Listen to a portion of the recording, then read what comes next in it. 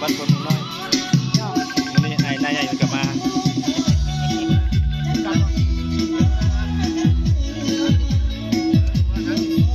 เสร็จก็เดี๋ยวเราคนเรากินขอเก็บอันนี้แหละดูสิขอเพื่อกินกันเลยขอประชาสัมพันธ์เจ้าของรถทะเบียนงามๆนอ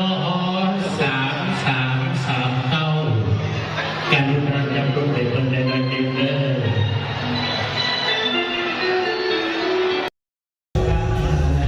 ผมแล้วมาน้องแล้ววันนี้มาคันเกี่ยวไหม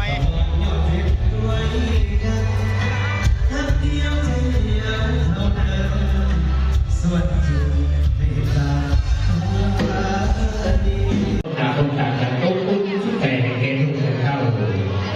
เพราะคุณที่ใจให้เห็นครูสั่งของตัวมาเลยเอาพวกเขาพวกกันแล้วอันใส่คำว่าลูกนี้เลยลูกนี้ขายลูกเล็กดีอะไรลุงยิ้วหัวคุณนี่ลุงยิ้ว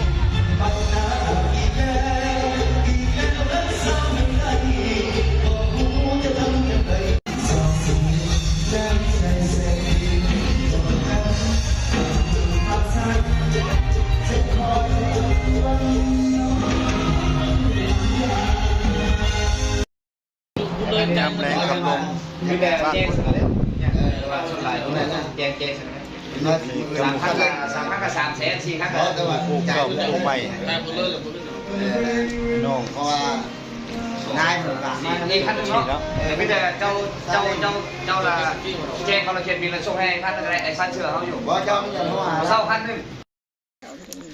ยามแรงกำลงกินข้าวแรงกินทอดไอ้น้องหมู่ครูเสียสายทุกคนเด้อกินทอดเด้อการสะดวกกำลังมาหาเดียวนี่ใส่แข็งคนเวทเก่งใส่แข็งคน